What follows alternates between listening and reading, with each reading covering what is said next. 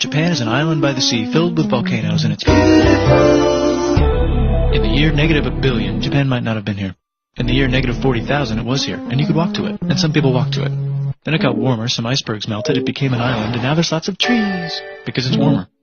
So now there's people on the island, they're basically sort of hanging out in between the mountains, eating nuts off trees, and using the latest technology, like stones and bowls. Ding dong, it's the outside world, and they have technology from the future, like really good metal and crazy rice farms.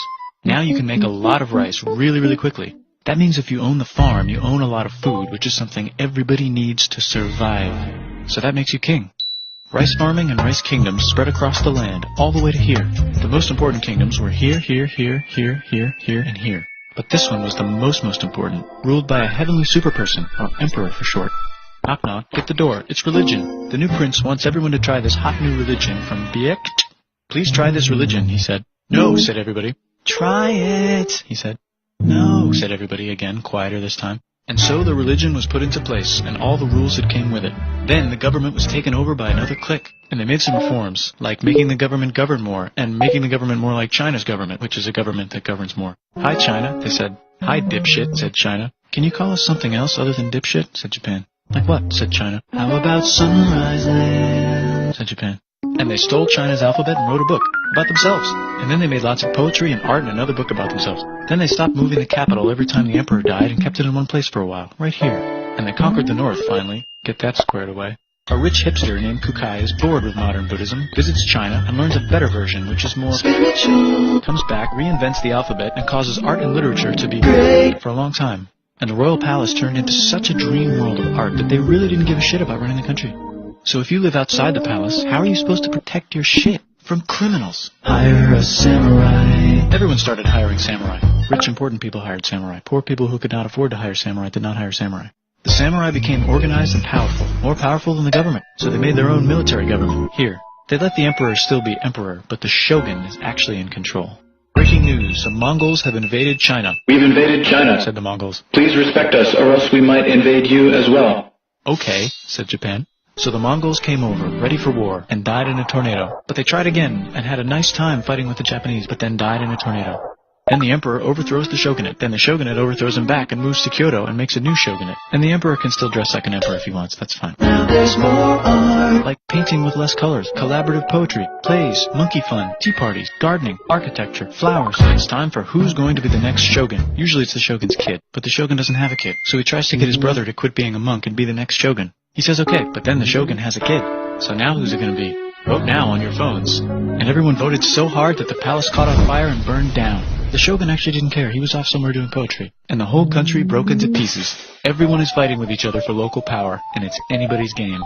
Knock knock, it's Europe. No, they're not here to take over. They just want to sell some shit, like clocks, and guns, and Jesus. So that's cool, but everyone's still fighting each other for control, now with guns. And wouldn't it be nice to control the capital, which right now is puppets, with no one controlling them? This clan is ready to make a run for it, but first they have to trample this smaller clan, which is in the way. Surprise, the smaller clan wins, and the leader of that clan steals the idea of invading the capital and invades the capital. And it goes very well. He's about halfway through conquering Japan when someone who works for him kills him, and then someone else who works for him kills them, and that guy finishes conquering Japan.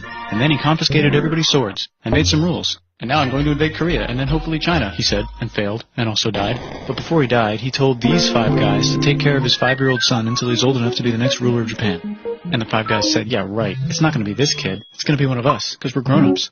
And it's probably going to be this guy, who happens to be way more rich and powerful than the others. A lot of people support him, but a lot of people support not supporting him. They have a fight, and he wins, and starts a new government, right here. And he still lets the emperor dress like an emperor, and have very nice things. But don't get confused, this is the new government, and they are very strict. So strict they close the country. No one can leave, and no one can come in. Except for the Dutch, if they want to buy and sell shit, but they have to do it right here. Now that the entire country was not at war with itself, the population increased a lot. Business increased, schools were built, roads were built, everyone learned to read, books were published, there's poetry, plays, sexy times, puppet shows, and Dutch studies. People started to study European science from books they bought from the Dutch. We're talking geography, skeletons, physics, chemistry, astronomy, and maybe even electricity. Over time, the economic and cultural prosperity began to gradually slow down. Knock knock. It's the United States, with huge boats, with guns. Gunboats. Open the country. Stop having it be closed, said the United States. There's really nothing they could do, so they signed a contract that lets the United States, Britain, and Russia visit Japan anytime they want. Choshu and Satsuma hated this. That sucks, they said. This sucks. And with almost very little outside help, they overthrew the shogunate and somehow made the emperor again and moved him to Edo, which they renamed Eastern Capital. They made a new government, which was a lot more Western. They made a new constitution that was pretty Western, and a military that was pretty Western. And do you know what else is Western? That's right, it's conquering stuff. So what can we conquer? Korea. They conquer Korea, taking it from its previous owner, China, and then go a little bit further. And Russia rushes in out of nowhere and says, "Stop, no, you can't take that. We were going to build a railroad through here to try to get some warm water." And Russia builds their railroad, supervised by a shit ton of soldiers. And then when the railroad was done, they downgrade it to a fuck ton. Did I say downgrade? I meant upgrade. And Japan says, "Can you maybe chill?" And Russia says, "How about maybe you chill?" Japan is kind of scared of Russia. You'll never guess who's also kind of scared of Russia. Great Britain. So Japan and Great Britain make an alliance together so they can be a little less scared of Russia. Feeling confident, Japan goes to war against Russia, just for a moment, and then they both get tired and stop. It's time for World War I. The world is about to have a war, because it's the 1900s and weapons are getting crazy, and all these empires are excited to try them out on each other. Meanwhile, Japan has been enjoying conquering stuff and wants more. And the next thing on their list is this part of China and lots of tiny islands. All that stuff belongs to Germany, which just had war declared on it by Britain because Britain was friends with Belgium, which was being trespassed by Germany in order to get to France to kick France's ass because France is friends with Russia, who was getting ready to kick Austria's ass because Austria was getting ready to kick Serbia's ass because someone from Serbia shot the leader of Austria's ass. Or, actually shot him in the head. And Britain is currently friends with Japan, so you know what that means. Duh, Japan should take the islands. Which they wanted to do anyway, so they called Britain on the telly to sort of let them know. And then they did it. And they also helped Britain a little here and there with some errands and stuff. Now the war is over, and congratulations, Japan, you technically fought in the war, which means you get to sit at the negotiating table with the big dudes, where they decided who owns what. And yes, Japan gets to keep all that shit they stole from Germany. You also get to join the post-war mega-alliance, the League of Nations, whose mission statement is to try not to take over the world. The Great Depression is bad, and Japan's economy is now crappy, but the military is doing just fine, and it invades Manchuria. And the League of Nations is like, "No, don't do that, if you're in the League of Nations, you're not supposed to take over the world." And Japan said, "How about I do anyway?" And Japan invaded more and more and more and more of China, and was planning to invade the entire East. You've got mail. It's from Germany, the new leader of Germany. He has a cool mustache, and he's trying to take over the world and needs friends. This also got forwarded to Italy. They all decided to be friends because they had so much in common. It's time for World War II. Germany is invading the neighbors. Then they invade the neighbors' neighbors. Then the neighbors' neighbors' neighbors, who happened to be Britain, said, "Holy shit." And the United States started helping Britain because they are good friends, and started not helping Japan because they're friends and our friends are not friends. Plus they're planning on invading the entire ocean. The United States is also working on a large, very huge bomb, bigger than any other bomb, ever, just in case. But they still haven't joined the war. War looks bad on TV, and the United States is really starting to care about their image. But then Japan spits on them in Hawaii and challenges them to war. And they say yes. And then Germany, as a symbol of friendship, declares war on the United States also.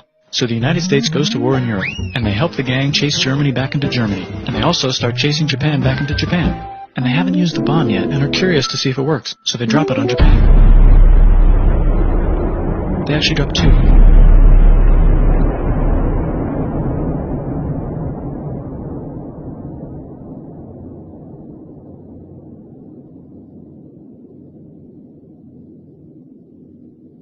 The United States installed a new government, inspired by the United States government, with just the right ingredients for a post-war economic miracle. And Japan starts making TVs, VCRs, automobiles, and camcorders as fast as they can, and also better than everybody else. They get rich, and the economy goes wild, and then the miracle wears off. But everything's still pretty cool, I guess.